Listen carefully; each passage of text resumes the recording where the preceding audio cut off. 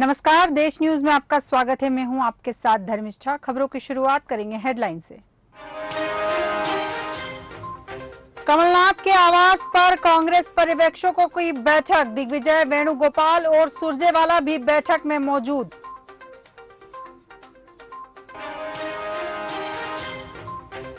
सगे भाई ने ही खोला भाजपा विधायक के खिलाफ मोर्चा। भ्रष्टाचार की फाइल लेकर शिकायत करने पहुंचे ईओडब्ल्यू।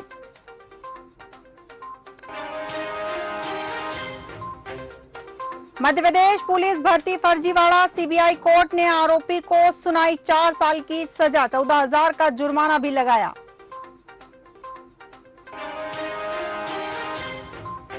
विधानसभा चुनाव से पहले दिग्विजय सिंह ने लगाया आरोप। विपक्ष पर छापा डालने के लिए मध्य प्रदेश में ईडी आईटी के कार्यालय खोले जा रहे हैं। ये उनके घबराहट की निशानी है। मोनू मानेसर को हरियाणा पुलिस ने किया गिरफ्तार। 8 महीने से फरार था मोनू मानेसर। नासिर जुनैद को भिवानी में जिंदा जलाने का आरोप।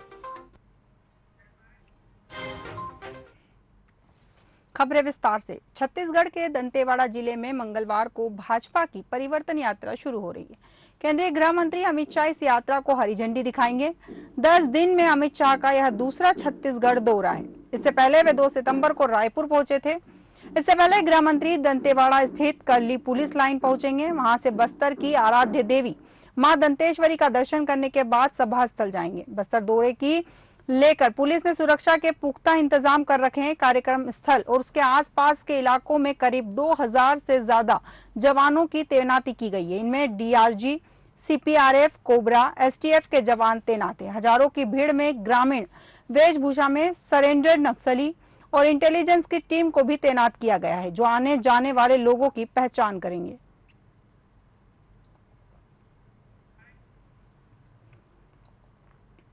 हरियाणा के सीएम मनोहर लाल खट्टर कुछ दिन पहले गुरु जंभेश्वर भगवान की जयंती पर हिसार आए। उस कार्यक्रम में सीएम मनोहर लाल के नाम से बिश्नोई मंदिर में 50 रुपए दान करने की एक फर्जी रसीद सोशल मीडिया पर जमकर वायरल हो रही है। हालांकि सीएम ने ऐसी कोई रसीद नहीं कटवाई। इस रसीद पर सीएम का नाम, उनके पिता का नाम, जिला, तहसील और गांव का नाम लिखा हुआ है।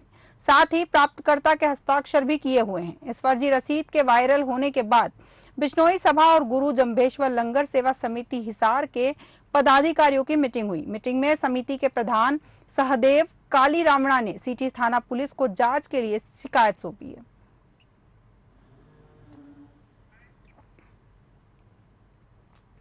G20 समिट के लिए भारत आए कनाडा के प्रधानमंत्री जस्टिन ट्रूडो वापस अब अपने देश नहीं लौट पा रहे हैं। बता दें कि उन्हें समिट खत्म होने के बाद ही कनाडा जाना था। हालांकि प्लेन में तकनीकी खराबी आने की वजह से उनका प्लेन टेक ऑफ नहीं कर पाया। इसके बाद उनके एयरबेस का प्लेन कनाडा से बुलाया गया। अब वो भी एक डाइवर्जन के चलते समय पर नहीं पहुंच पा रहा है। जिस एयरक्राफ्ट का इस्तेमाल करते हैं वो 36 साल पुराना है। इसमें पहले भी कई बार तकनीकी समस्याएं आई हैं।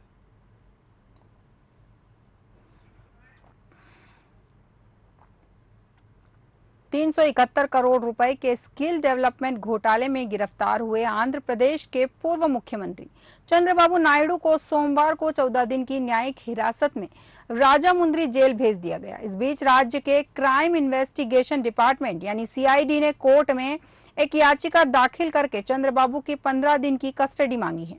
इस याचिका पर बुधवार को सुनवाई होगी। वहीं सोमवार को ही चंद्रबाबू की लीगल टीम ने विजयवाड़ा के एंटी करप्शन ब्यूरो कोर्ट में एक याचिका दाखिल करके उन्हें जेल से रिहा करके हाउस अरेस्ट में रखने की अपील की है। इस याचिका पर कोर्ट अपना फैसला सुना सकता है। चंद्रबाबू के वकीलों ने आशंका जताई थी कि जेल के अंदर चंद्रबाबू की सुरक्षा को खतरा है।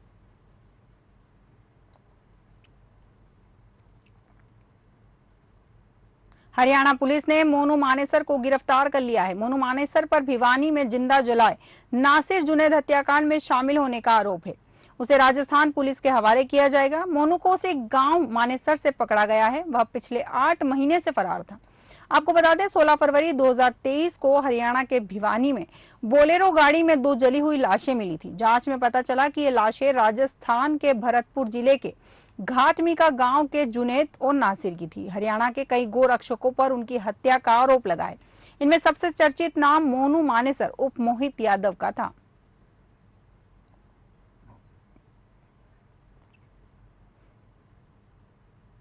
पटना के पाटलिपुत्र थाने के सिद्धेश्वर नगर में गोली मारकर हत्या हुई थी। इससे उसकी मौत हो गई थी। हत्या को अब 36 घंटों से ज्यादा बीत गए हैं।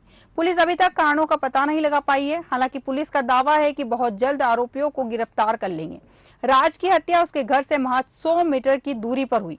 राज की पत्नी अदिति सरकार इस मामले की चश्मदीद गवाह है। अदिति ने बयान में लिखा है कि पति से किसी के झगड़ा होने की बात सुनकर वहां पहुंची। वहां देखा कि शिवनाथ गोप और कुंदन मेरे पति से लड़ रहे हैं। कहासुनी के बीच शिवनाथ गोप ने मेरे पति को गोली मार दी। घटना के सिटी एसपी सेंट्रल ने बताया कि मामला दोस्ती में आपसी किसी विवाद में ये घटना हुई है। मृतक राज की पत्नी अदिति ने 2 लोगों पर एफआईआर कराई है। मृतक और दोनों आरोपी पहले से दोस्त थे। हालांकि सिटी एसपी सेंट्रल ने भारत पाकिस्तान मैच में सट्टा लगाने की बात को लेकर विवाद से अभी इनकार किया है। सिटी एसपी सेंट्रल ने कहा कि अभी तक इस तरह का कोई इनपुट नहीं मिला है।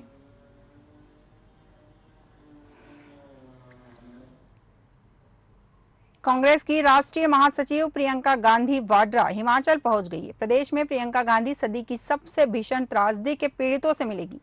प्रियंका का आज कुल्लू, मनाली, मंडी के पंडो और सोलन जाने का कार्यक्रम है। प्रियंका गांधी दिल्ली से चंडीगढ़ पहुंची। यहां पर हिमाचल के मुख्यमंत्री सुखविंदर सिंह सुक्खू और कांग्रेस प्रदेशाध्यक्ष प्रतिभा सिंह ने उनका स्वागत किया। चंडीगढ़ से तीनों नेता कुल्लू के भूंतूर पहुंचे। यहां पर अभी वह प्रभावित परिवारों से मिलेंगे।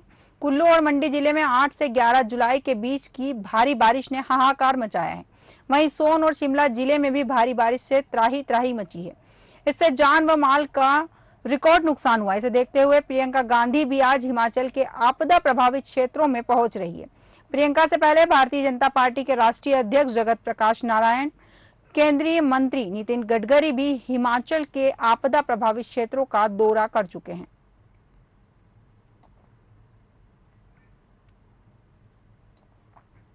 एक 152 साल पुराने राजद्रोह कानून को चुनौती देने वाली याचिका पर सुप्रीम कोर्ट में आज सुनवाई होगी।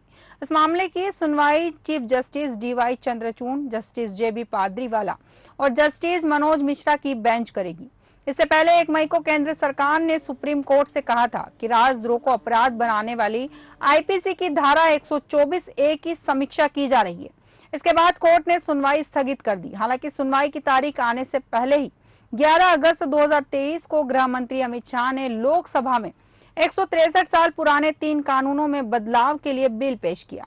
इसमें राजद्रोह कानून खत्म करना भी शामिल था।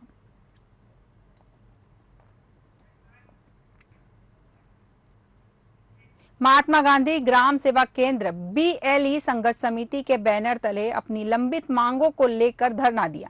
धरने में बड़ी संख्या में महिला और पुरुष शामिल थे जो अपनी मांगों के निराकरण की मांग कर रहे थे। धरने के बाद में मनोज रजक ने बताया कि हम सभी कर्मचारियों को 37 माह से वेतन नहीं मिला। हमने कोरोना काल में भी जमकर मेहनत की, लेकिन हमारी कोई सुनवाई नहीं हो रही। अगर सरकार ने हमारी मांग पूरी नहीं की तो हम उग्र आंदोलन के लिए बाध्य होंगे। आज यहाँ पर हम लोग मध्य प्रदेश की जो राजधानी है भोपाल, उसमें हम लोग आए हैं और हम लोग सभी मध्य प्रदेश के गांव-गांव से आए हैं। अभी आप सभी जानते हैं कि सरकारी योजनाओं का लाभ पूरा मध्य प्रदेश जो उठा रहा है, उस तक सरकारी योजनाओं तक पहुंचाने का काम जो है वो हम लोगों ने किया, हम BLEO ने किया है। जो सरकारी योजना जिस तरीके से लागू हुई है, आज लाडली बहन योजना के फॉर्म हो, आधार कार्ड हो, समग्र ID हो, तमाम जो तरीके के जो काम होते हैं सरकार के, वो कार्य सारे काम हमने किए और उस दौरान किए जब कोविड चल रहा था और सरकार अपनी भापाई लूट रही थी कि हम पूरा डिजिटलाइजेशन कर रहे हैं इंडिया का। उस काम में हमने सहयोग किया। लेकिन बड़ी दुखद है कि आज मध्य प्रदेश शासन जिस तरीके से रवैया हमारे साथ अपनाया, 37 महीने का मानदेय हमको नहीं देगा।